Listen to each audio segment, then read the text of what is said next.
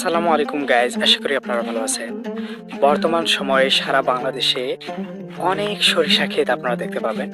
তেমনি আমাদের গ্রামে অনেক সরিষা ক্ষেত আপনারা দেখতে পাচ্ছেন, যে অনেক সরিষা ক্ষেত, এবং সেগুলো আমি আজকে এক্সপ্লোর করে আপনাদেরকে দেখাবো।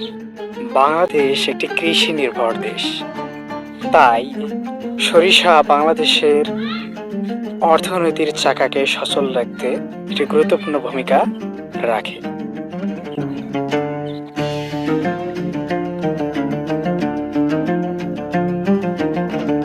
বাংলাদেশে সাধারণত সেপ্টেম্বরের শেষে এবং অক্টোবরের শুরুর দিকে সরিষা ফলানো হয় এবং কৃষকরা মাঠের মধ্যে সরিষা ফলায়। সরিষা ফলানোর পর কিছুদিন পর গাছ হয়, সেখানে অনেক পরিচর্যা, পানি সেচ দেওয়া, এগুলোর পর ধীরে ধীরে গাছগুলো বড় হতে থাকে এবং যখন গাছটি একটি পাকাপোক্ত সুন্দরভাবে গাছটি শক্ত হয়, তখন সেখানে ফুল ধরে।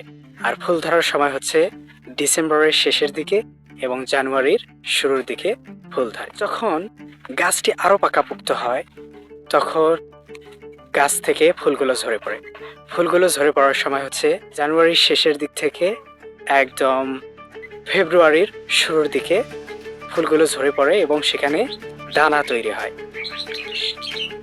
দানা তৈরি হওয়ার পর এগুলো আরো পাকাপোক্ত হয়। দানাগুলো হওয়ার পর ফেব্রুয়ারির শেষের দিকে এবং মার্চের শুরুর দিকে এই সরিষা কাটা হয় বা তোলা হয়।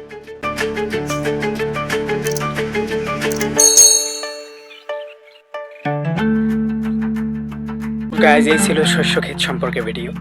দেখা হচ্ছে অন্য কোনো ভিডিওতে। ততক্ষণ সবাই ভালো থাকবেন, সুস্থ থাকবেন, রাশেদ এক্সপ্লোরেশনের সাথে থাকবেন। আসসালামু আলাইকুম।